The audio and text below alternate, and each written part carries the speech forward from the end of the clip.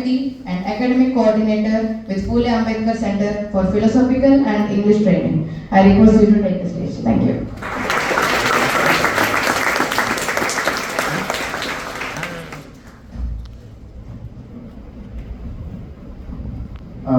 Good evening, everyone. Jai Savitri, Jai Bhim, Ul Johar.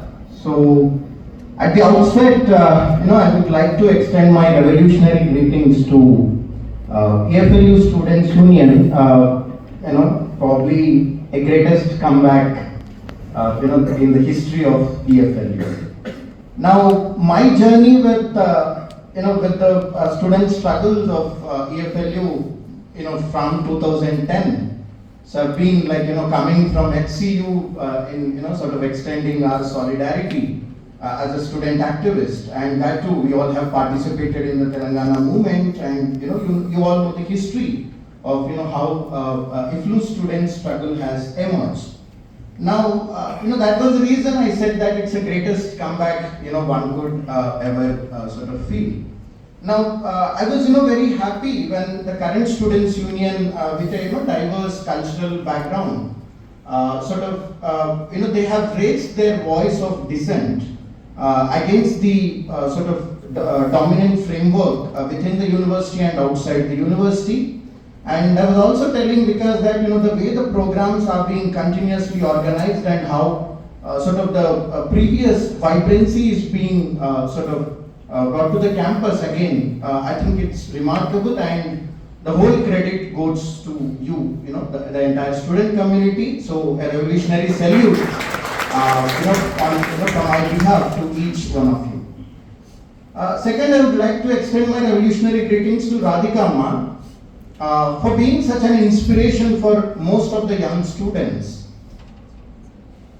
I don't know how Radhika Ma's struggle would, what sort of message that the state or the government is trying to take, but the message that Radhika Ma is giving to most of the young students is quite clear, and it is very categorical in many ways.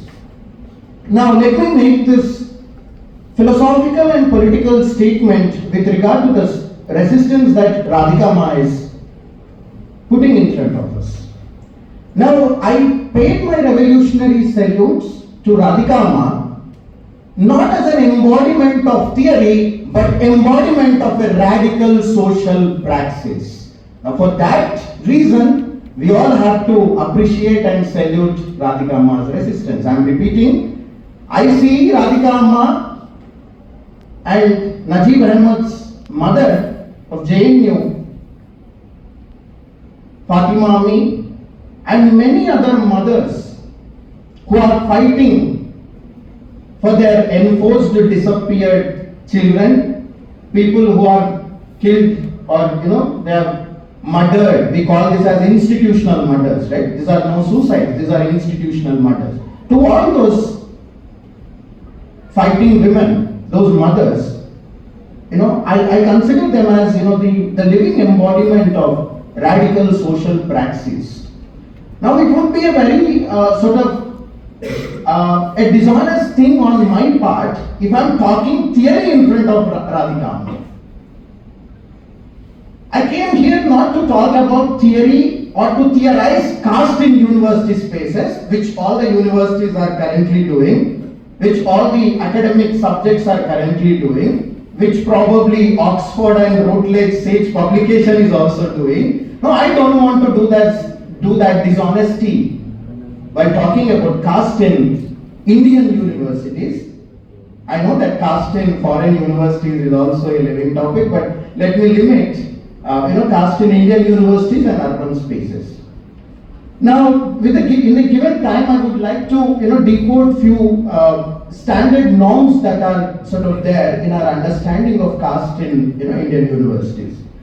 Now, there are four major themes that are there in the larger title, caste, universities, urban and space.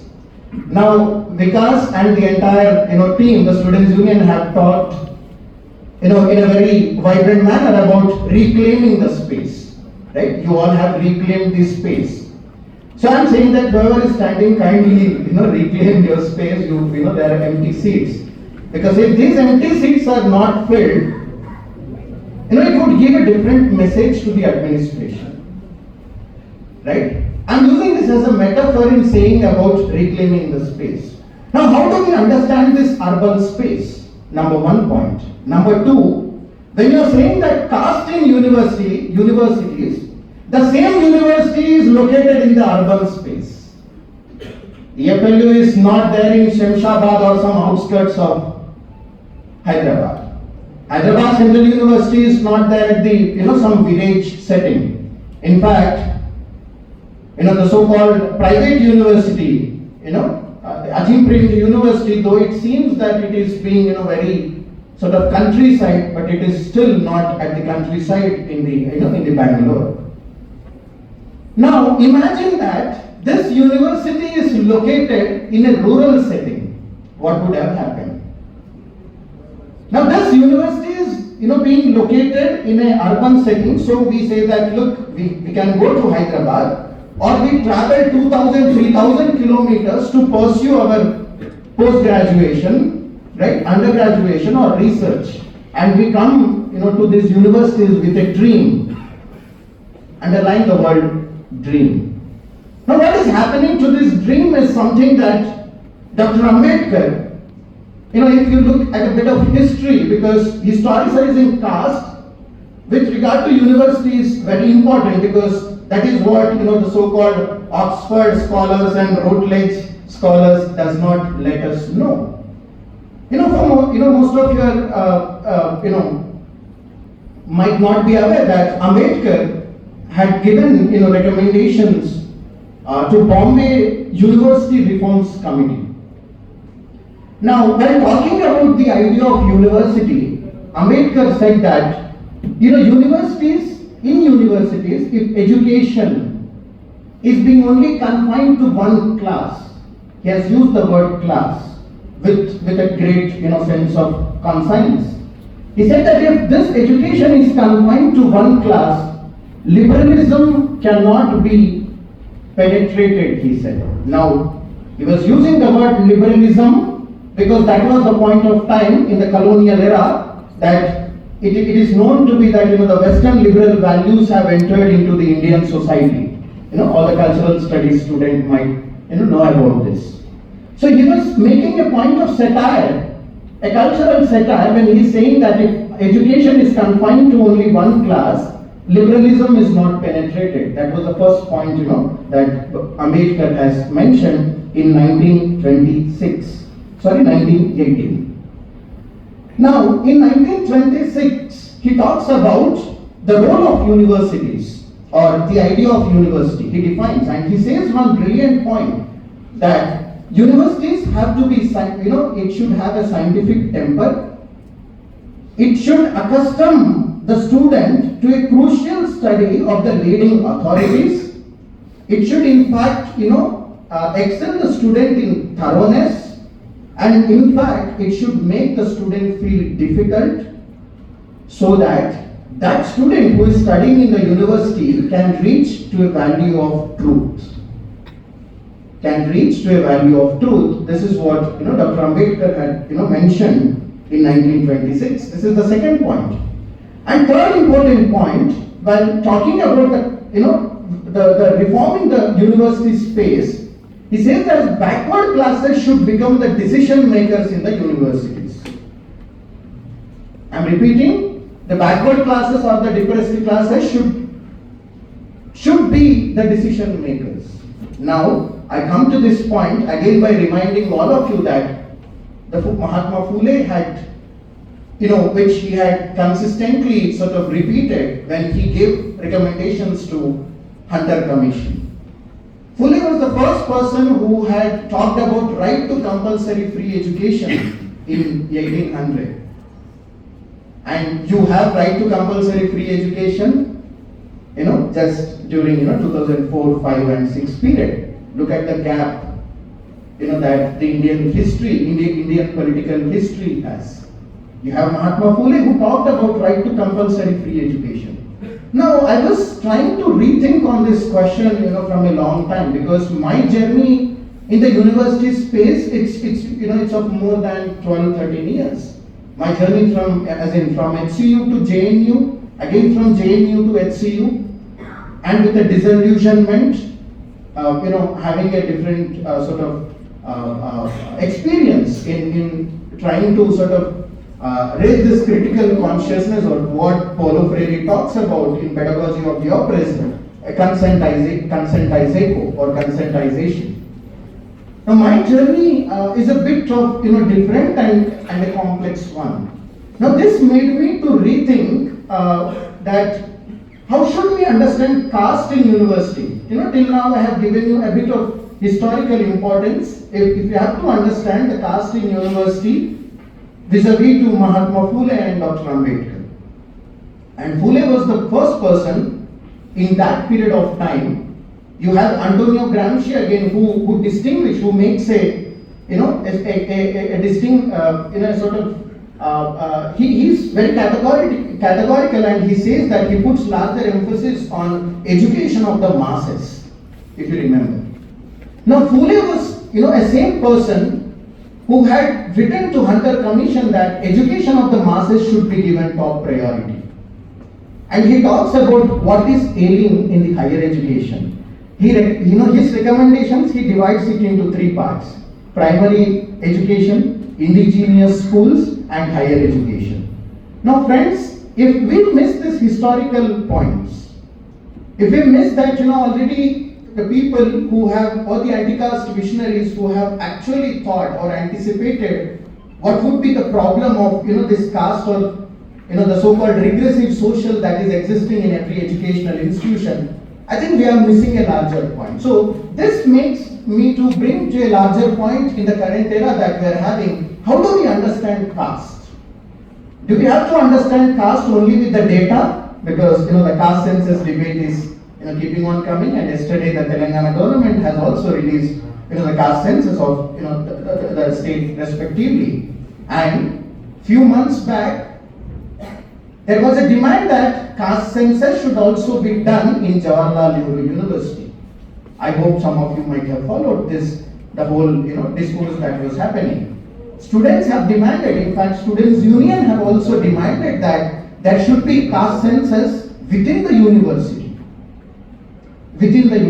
So my point is this, that do we need data to understand caste?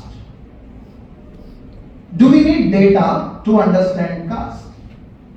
Or to understand the notion of the caste, do we need something else? If we rely primarily on the data, it is very obvious that number of Brahmin professors, number of the other upper caste professors, number of the scheduled tribe professors, number of OBC professors. I can state it obvious that every university is a Savarna Agrahara. No doubtedly, undoubtedly I can make this point if I see the data predominantly. But the notion of the caste, if I have to understand in the university space, how I have to decode. Now that's the central point that is there in front of us. Now, very recently, last month, when Radhika Amma and Payal mother and Solanki's mother, when they have filed a public interest litigation in Supreme Court, right, demanding the UGC to list out, to provide the data, how many complaints have been received in the universities, how many deaths have been taken place in the universities, there was no response from UGC. And then Supreme Court had ordered, right, the UGC, it said that, look, you need to provide the data. And there's a very interesting word that the Supreme Court justice have used, the bench have used. They said that we request the UGC to show some sympathy. They request the UGC to show some sympathy in providing the data. It's a hilarious remark, though with a possible concern they might have said, but the word sympathy is very hilarious. Right? And 2004 to 2024, how many deaths have happened? In the universities, 115. 115 deaths took place in universities over a period of time from 2004 to 2024. This is the data that, initially at an instant the UGC has provided to Supreme Court. Now, one second point that you all have to understand, that as yesterday, Vikasit Bharat budget has been, we all got, so, let's clap for ourselves, whoever consider themselves as, middle class, right? But we do not consider ourselves as middle class now sitting here, but we do consider ourselves as students. Now, how much, sort of budget that the they have allotted to the higher education? 50,000 crores. A considerable, 4,000 crores increase, for which a current UGC chairman, back then, a great university vice chancellor, Manvidala Jagdish Kumar, he was very happy. He tweeted, in the Twitter, or what you call X, that, this is a great increase in the budget. But 50,000 crores, can you imagine, for a higher education? And what is happening with the curriculum? What is happening with, few things that were mentioned in the promotion of equity 2012 orders. Now, I am coming to that point now, because you need data. I am providing you data. And let's see how we can understand caste. Friends, as Supreme Court have asked that nearly 830 universities, whether they have equal opportunity cell. How many of you know that in universities there exists an equal opportunity cell? How many of you know that there is something called equal opportunity cell? Students Union, you should make this point. There are only, around some 15-20 students in this entire hall know that there is equal opportunity cell. Don't worry. There are 420 universities out of 830 universities who said that we don't have equal opportunity cell. 420 universities out of 830 universities said that we don't know, or the equal opportunity cell is not applicable when they were asked a question in the same public interest litigation, the lawyers when they asked. Now that is something very ridiculous, and that is something very dangerous to any existence of a marginalized student coming from a depressed class. At this point you all have to note it down, and you should ask your administration that what is happening with the equal opportunity cell. Number one point. I'm coming up with a very major important thing, that 2012 equity orders, promotion of equity orders, which even Professor Sukhdev Thorat, when he was the UGC vice chairperson that point of time, he was that person who have consistently fought against the discrimination that is existing in the campus spaces. But the government did not pay any attention to Professor Thorat's recommendations, the points that Professor Thorat was making. But one good thing that happened under the chairmanship of Thorat is that you have the Center for Studies of Social Exclusion and Inclusive Policies that have come in most of the universities, which you all know. I think that center is there even in EFLU also, right?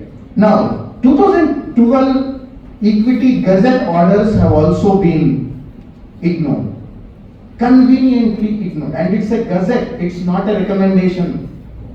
To remind you. And 2020 National Education Policy have tried to talk about something called socio-economically disadvantaged groups. I am repeating, 2020 National Education Policy have talked about socio-economically disadvantaged groups. Now there is a debate that even Narendra Modi is under a trap. In the last election he said there are only 2 castes. Now he is saying that there are 4 castes. Right? First he said rich poor, then he said rich poor, then he included youth into it, then he included farmers into it. So I don't know how many castes he will invent, he will discover in the near future, with all the due respect. Because he is imagining his own new public, or he is imagining his own new social. But what are we doing is a question that is there in front of us.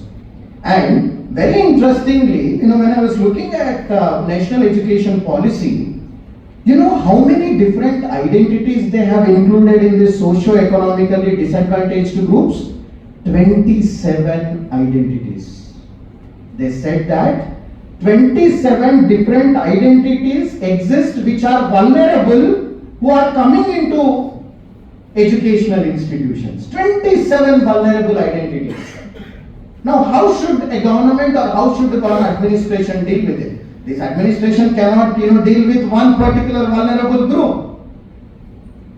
And how could, national education policy think or imagine that every university in this country will deal with this 27 identified vulnerable identities, and they have, listed them under 7 categories: gender, social backwardness, education and economic backwardness, minority, person with disabilities and other benchmark identities, vulnerable groups, and less developed or poor groups. 7 categories, 27 different identities, my friends. Now, because, as I said, if you need data, it is obvious that there exists caste in Indian universities. But if you have to understand how caste is changing its notion or, the form and substance at a micro and a macro level in the urban space, that is something which has to be thoroughly investigated. Now this takes me to another point, that the most importantly this country is relying upon the so-called IITs. The whole nation's, survival is there in the future of IITs. EFLU, HCU JNU are nothing. These are all centers of anti-nationals, urban nationalists. What we will do? Nothing. You would come, give such talks. But IITs have a great future. Now, in the same IITs, how many suicides have happened? We are witnessing. And what about, the food, the issue of the food, right? The cuisine, as in what I have to eat in the mess hall. More than in central universities, in IITs, we have faced a greater sort of, resistance. So much of, things that have happened in all the IITs. And most importantly, like there is no trade unions or there is no formal unions in the corporate software companies, in IITs, there are no such formal student organizations. A big point for all of us to think. Right? Now, if IITs are not having this proper space to reclaim, right? Or if IITs are not having a vigilant equal opportunity cell, then how can you think that, a university, a so-called Indian Institute of Technology, because they won't be going to invent any new machine, to understand whether I am a vulnerable group or whether I am having a pain, I am undergoing a pain because of the humiliation that I have, meted out in the university space or in the so-called agrahara. Now, these are few things I thought, I would sort of, mention these points. Now, I think I have very few minutes, 5 minutes more.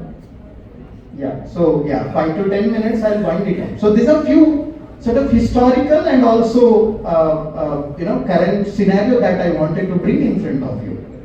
Now, let me also make this point of a point on distancing with a closer approach. Now, the first row of seats, today I thought that it will be filled by the faculty of this institution. Now I know that the faculty of this institution, few sensible, faculty who are all with us, with all the sympathy, empathy, they were all, there from the day one, which, most of you know. With all the due respect to them, right? But I expected that, I'll be seeing few faces, right? But that did not happen. So, what would this distancing mean in the same urban space or caste when we are trying to understand caste in universities?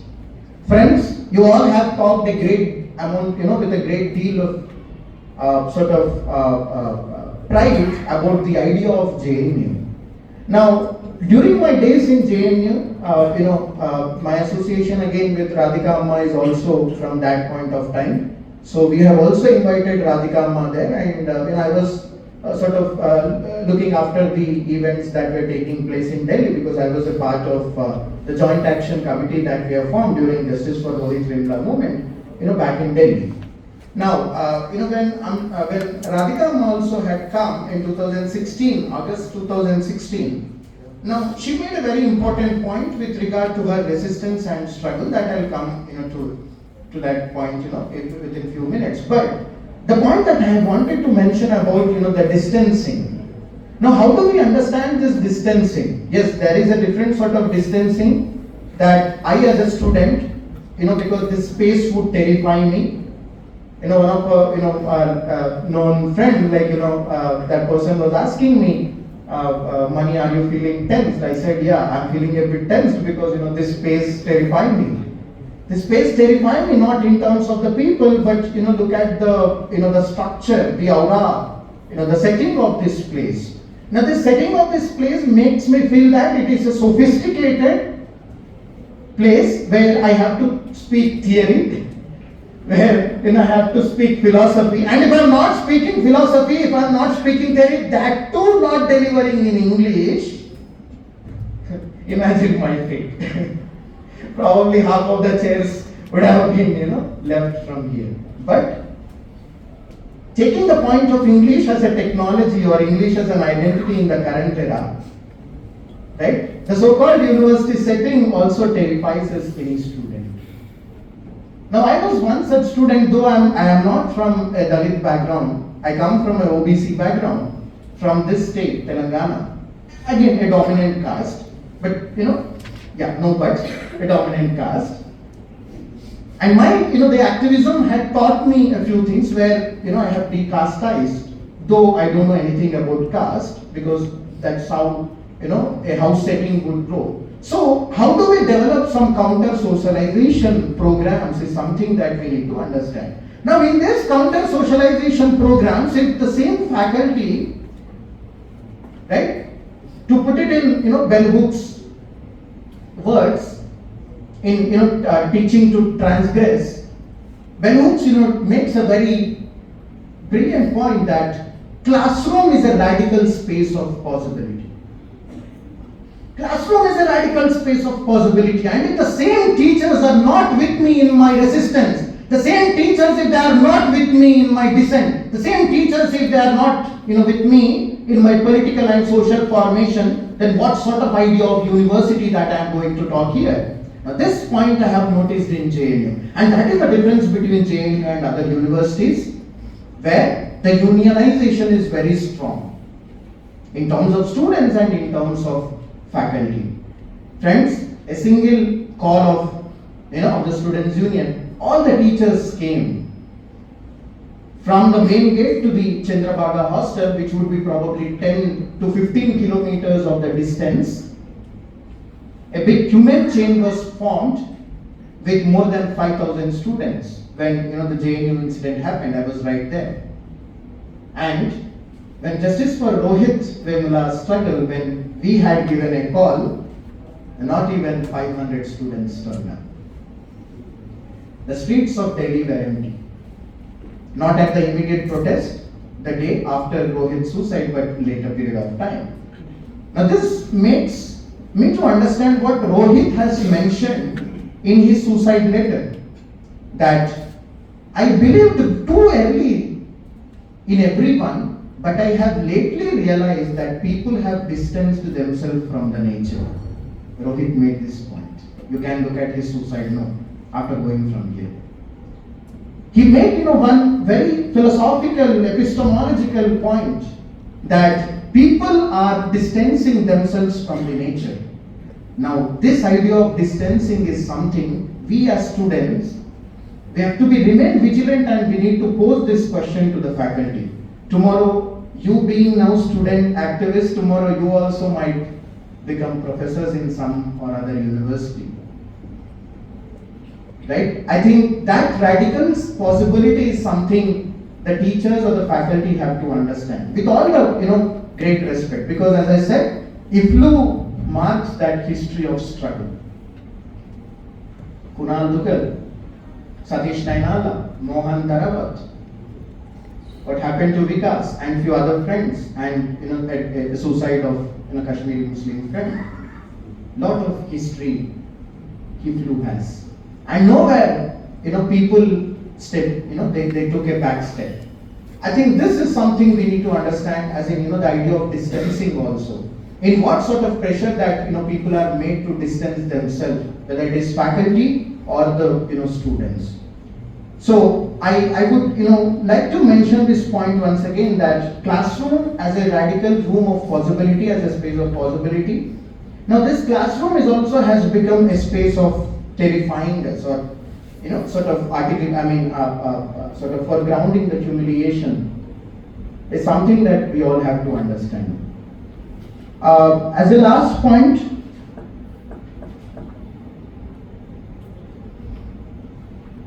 Professor Brahmprakash, in his recent work called Body on the Barricades, I hope that some of you might have attended Brahmprakash's lecture when he came here. Now when he talks about words and languages, he makes one very interesting point. I quote Professor Brahmprakash here. Words and languages are not innocent.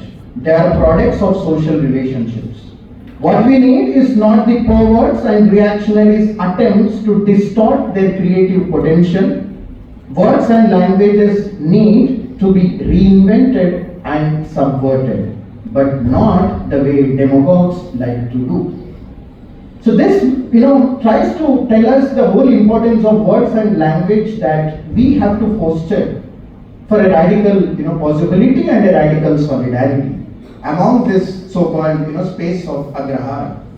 And I'm very sort of categorical in making this point, or stating that a university space as an agrahara space. That is evident. So I have made this point. What do we need? Do we need data?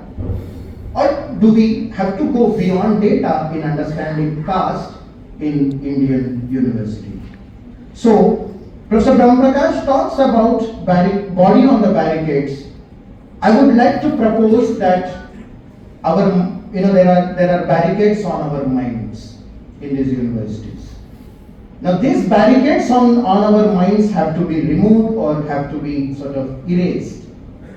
Now this erasure of sort of barricades on our human minds that can take place in this so-called secular, a modern setting called a university, I think this would give us a different understanding of limitations of modernity. Because if you are looking the university space as a example or as a epitome of modernity, I think we need to also rethink on the limitations of modernity.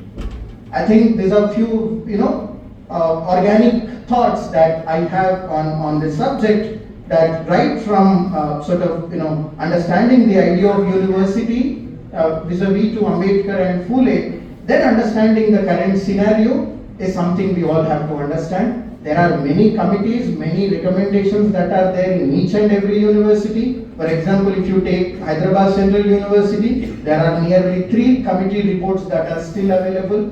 There is Senthil Balraj report, there is Pulyala Raju report, there is Madari Venkatesh report. After their suicides, institutions have studied the discrimination that is being practiced within the university. And most importantly, Jawaharlal Nehru University has Abdul Nafi Committee. How discriminations happen in the Viva versus examination. So when the Gazette came, we said no Viva. 1 month we have blocked the entire administration. Probably nowhere in the South Asia that would have happened. 1 month, everything is on the record. Friend, this provides us many questions, but this has possible answers. But the only point is that a radical civil society approach is not there. Number 1 point. Number 2, we as the students, whether organizations or students union or individual students who are not associated with any group, we are not raising questions. We are not sort of being vigilant in terms of understanding the administration. We are understanding the society. We are understanding each other. We are probably understanding the canteen space, right? How it is, it is being a new marker for socialization, but we are not understanding the body politic of the administration. Now, if you as a student, and equally, I'm requesting the current Students Union, if all of you are not understanding the body politic of the administration in any university, we are not going to survive, we are not going to achieve anything. This is something you all need to understand. Lastly, as Radhika Ma is here, I would like to remind all of you one point that Radhika Ma has mentioned on August 24th, 2016 at JNU, the so-called Freedom Square. In front of administration building. Yeah, do not get that. Right? So it is called as Freedom Square. People started asking question of who is Rohith Vemula? Rohith Vemula evaru? Dalituda? OBC, whether Rohith Vemula is a Dalit or a backward caste. Radhika Amma had given a hard-hitting reply on that day. She said that everybody is interested in declaring that my son is not a Dalit. Do you think I will keep quiet if you prove that my son is not a Dalit and if he is a OBC? If he is a OBC, does that mean that my son has right to die or any son has right to die as a OBC? In fact, I will fight more, I will fight more, I will fight more. This is the, hard-hitting reply that Radhika Amma has given. And in the recent closure report, they said that Rohith is not a Dalit. So I said that we have Radhika Amma, who is a live example or live embodiment of radical social praxis, who is challenging, who is resisting, who is standing still more than each one of us in understanding and decoding caste in universities. So salute to you, Amma, and thank you very much.